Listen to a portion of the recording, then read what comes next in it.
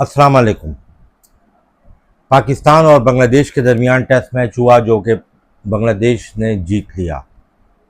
मैंने आपसे पहले भी कहा था कि बांग्लादेश के चांसेस काफ़ी हैं। इस कंटेंट में वजूहात बयान की जाएंगी कि क्या नाकिस कप्तानी, पाकिस्तानी प्लेयर्स में वो काबिलियत नहीं है, या पाकिस्तान की सिलेक्शन कमेटी का कसूर है, पाकिस्तान के कोचेस का कसूर है, पाकिस्तान क्रिकेट बोर्ड का कसूर है, कि पाकिस्तान के साबिक टेस्ट क्रिकेटर का कसूर है।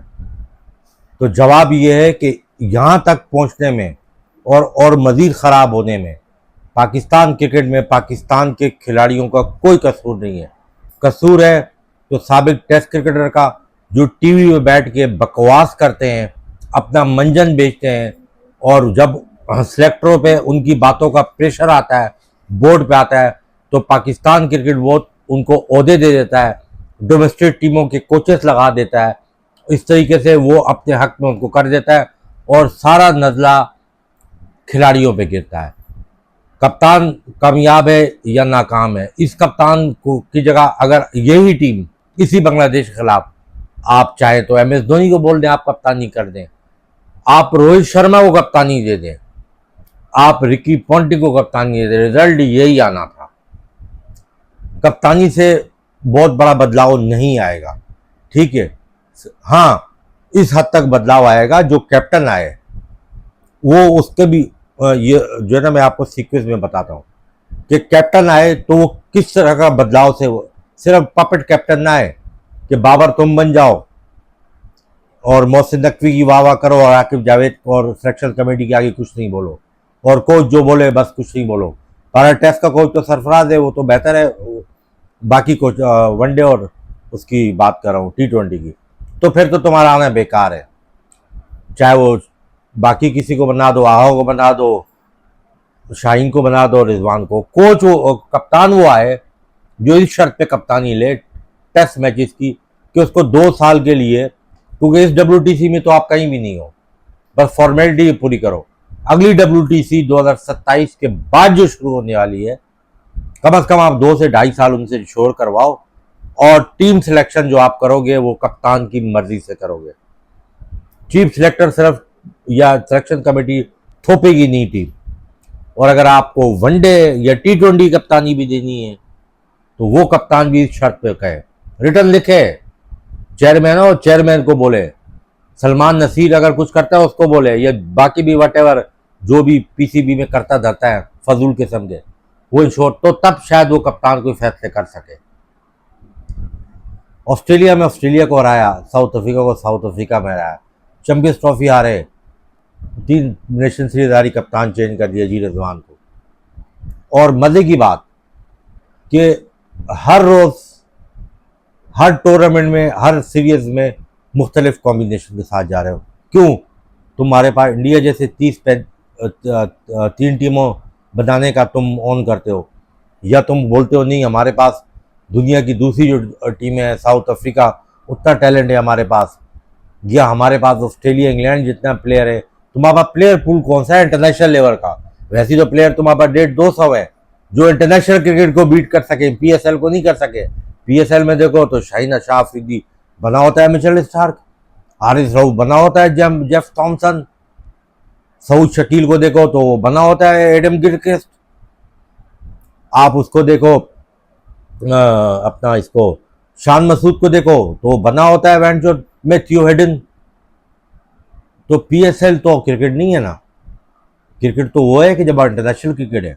अभी आप वेस्ट इंडीज जाओगे, लेट सपोज वेस्ट इंडीज में भी वो सीमी ट्रैक उन्होंने देख लिया बांग्लादेश का, हो सकता है वो भी थोड़ा सा, वैसे वो बनाएंगे नहीं कि सीमी टाइप की विकेट बनाएंगे, तो वहाँ क्या करोगे आप?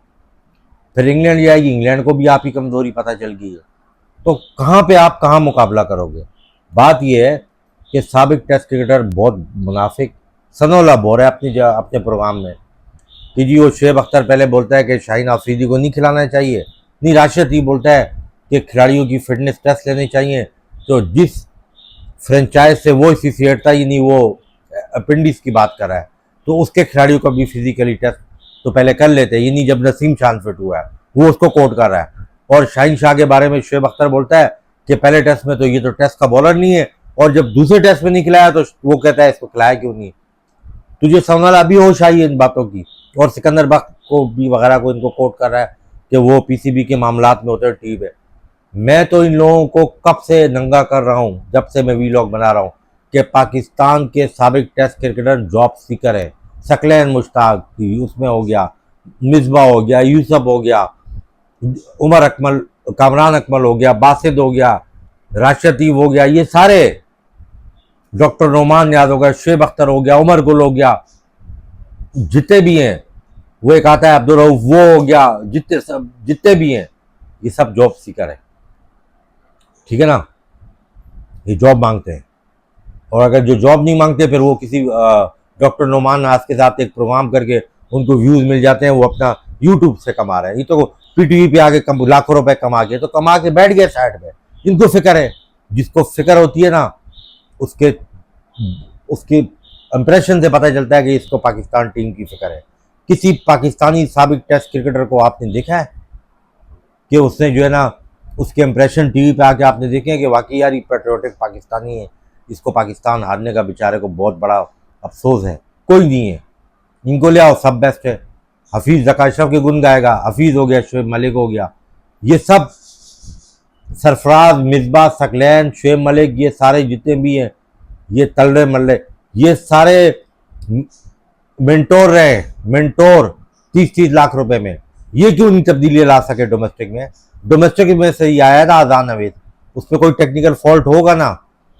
अब्दुल्ला डोमेस्टिक से ही आया ना, ठीक है। और बाकी जो है माज सदाकत हो गया, शुमाइल हो गया, ये इसके अलावा और जो डोमेस्टिक में खेल रहे हैं लड़के, आप उस चीज़ को गौर करें, वो डोमेस्टिक में ही खेल रहे हैं ना।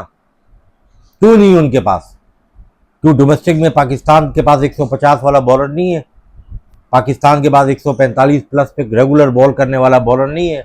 पाकिस्तान के पास फैसल अकरम जैसा बेहतरीन स्पिनर नहीं है? क्यों नहीं लेती आपकी सिलेक्शन कमेटी? सुफियान मुकीम वनडे और T20 का बेस्ट बॉलर नहीं लेते, शादाब खान को लेते हैं क्योंकि वो सकलैन मुश्ताक का दामाद है। शाहिद आफरीदी अपने दामाद की लॉबिंग करता है। आकिब जावेद जो है वो लॉबिंग आगा सलमान की इसलिए करता है कि वो इसका पिट्ठू है। किसी ने दामाद पाले हुए हैं, किसी ने लोंडे रखे हुए हैं, किसी ने पिट्ठू रखे हुए हैं, और ये क्रिकेट टीम है वैन चौथ के। अब मैं आगे वो अल्फाज नहीं दोहराना चाहता जो कि मुहज़्ज़ब अल्फाज नहीं है। तुम लोग को शर्म आनी चाहिए। शर्म का मुकाम है पीसीबी के चेयरमैन के लिए। कप्तान रिजाइन दे रहा है, उससे पहले तुम रिजाइन दो, जाओ इंटीरियर मिनिस्ट्री संभालो, जो तुम्हारे सियासी हालात मुल्क में चल रहे हैं। पेट्रोल तुम्हारे कंट्रोल में नहीं है, लॉ इन्फोर्समेंट तुम्हारे कंट्रोल में नहीं है, तुम्हारे मुल्क के हालात खराब है, तुम जाके पॉलिटिक्स करो, क्रिकेट को छोड़ दो। तुम शर्म आनी चाहिए आकिब जावेद को। तुम अभी तक तुम हरामजादे कमा कमा के तुम जो है ना थके नहीं हो। तुम गैरत तरीन इंसान, एज अ कोच तुम फेल हुए हो, एज अ तुम चीफ सेलेक्टर फेल हुए हो, तुम हर तरीके से बोर्ड के किसी भी होते पे तुम फेले हुए हो, एनसीए के चेयरमैन के थ्रू फेल हुए। तुम लोग में शर्म हया नाम की चीज नहीं है। तुम जैसा बेगैरत मैंने देखा नहीं है। और पीसीबी सिलेक्शन कमेटी तुम्हें फौरन रिजाइन करना चाहिए। तुम लोग को शर्म करनी चाहिए। पीएसएल में भी तुम लोग नजर आते हो, डोमेस्टिक में भी तुम लोग नजर आते हो, इंटरनेशनली कोचिंग के पीछे भी भागते हो। वो हराम खोरो, ये इतना पैसा कहाँ लेके जाओगे तुम लोग? तुम लोग ने रेस्टोरेंट खोले हुए हैं, एकेडमीज खोली हुई हैं। तुम बोलते हो पॉलिटिशियन करप्ट हैं, तो पुरानी एस्टेब्लिशमेंट और वो लोग खाते हैं। तुम सबसे बड़े करप्ट हो, जो हर मैच में अपने मुल्क का जो तुम्हारा जो सिंबल है वो पहन के तुम शर्ट पहन के उतरते हो। रोज तुम वो तो एक दफा शपथ, उन्होंने एक दफा हलफ लेके गद्दारी की ना। तुम लोग तो हर रोज गद्दारी करते हो ग्राउंड में उतर के। खुद तुम लोग में इत्तेफाक नहीं है, यूनिटी नहीं है। वो कप्तान बन जाए, वो कप्तान बन जाए। तुम लोग को शर्म करना चाहिए। ये मुकाम है पाकिस्तान टीम का कि आज कोई उसको डिस्कस नहीं करता लीजेंडरी के तौर पर। वही पुराने जो प्लेयर हैं घिसे पिटे, उन्हीं का नाम आता है हिस्ट्री में। मिल मिला के कहीं बाबर आजम का नाम आता है, तुम उसके पीछे हाथ धो के पड़े हो। रिजवान ने वो गलत कर दिया जी, रिजवान ने यूं कर दिया, रिजवान ने लेट टेक्निक की। अच्छा, बाकी जो दुनिया में करे वो गलत नहीं। आज बांग्लादेश ने क्यों लेट टेक्निक की? बांग्लादेश के आगे पीछे से हवा निकल गई थी ना आज 126 पे, जब थोड़ी सी पार्टनरशिप लगी। बंगाली क्यों डर गए थे आज?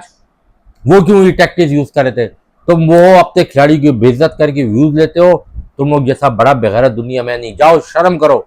उस जिस मुल्क को तुम दुश्मन बोलते हो, वहां पे साबिक टेस्ट क्रिकेटर को देखो, उनकी कितनी इज्जत है, वो अपने प्लेयर्स की कितनी इज्जत करते हैं। उनका मीडिया कितना प्रोटेक्ट करता है अपने प्लेयर्स को। जब वो रिजल्ट नहीं देते थे तब भी प्रोटेक्ट करता है, और रिजल्ट देते हैं तब भी प्रोटेक्ट करता है। देखो वहां पर, उनसे सीखो, शर्म करो। वैसे तुम यहाँ पे बोलते हो इंडिया दुश्मन है, इंडिया से हम हारे हैं, इंडिया रिवाइवली है, ये तुम लोग तो मुनाफिक हो। तुम अपने चैनल टीवी बैठ के वहां से चैनलों पे व्यूज लेते हो इंडिया से, और यहाँ बैठ के तुम ये जो है ना भाषण देते हो कि प्लेयर्स यूं करे, प्लेयर्स यूं करे। पाकिस्तान टीम में कोई भी मेजर चेंज नहीं होनी चाहिए। अगर सऊद शकील को कप्तान बनाते हैं, सऊद शकील स्टम्प और कंडीशन में बने, वरना कोई तब्दीली नहीं आएगी। और आपके पास बॉलर नहीं है, टैलेंट आपके पास नहीं है। अली रजा आप लेके नहीं हो करने वाला है।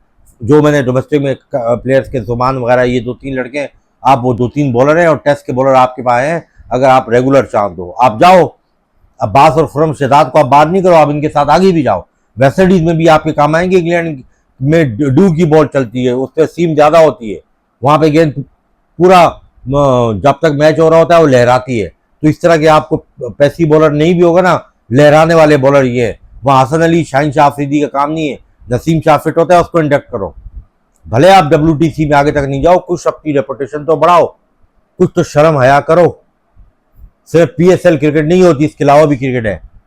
IPL में RCB, सनराइज हैदराबाद पहुंच चुकी हैं, और एक दूसरी टीम भी उनकी वहां पहुंच चुकी है प्लेऑफ में। अब सारी कहानी जो है वो पंजाब के इर्द गिर्द घूम रही है। मेरा हाल दिल्ली कैपिटल भी शायद पहुंच गई है। तो पंजाब जो है वो अब क्या करता है और किस तरह की परफॉर्मेंस देता है, उसको मैच जीतना पड़ेगा, लेकिन RR को मैच हारना पड़ेगा। बहरहाल अभी प्ले ऑफ के बाद ही मैचेस दिलचस्प होंगे। उसके अलावा तो उन मैचेस में बस वो इतना लंबा टूर्नामेंट हो गया कि अब एक्साइटमेंट लेवल उस तरह का नहीं रहा। लेकिन क्योंकि वो बिजनेस एंड पे, तो बिजनेस एंड पे थोड़ी एक्साइटमेंट होती है। बहरहाल उससे भी डिस्कस करेंगे।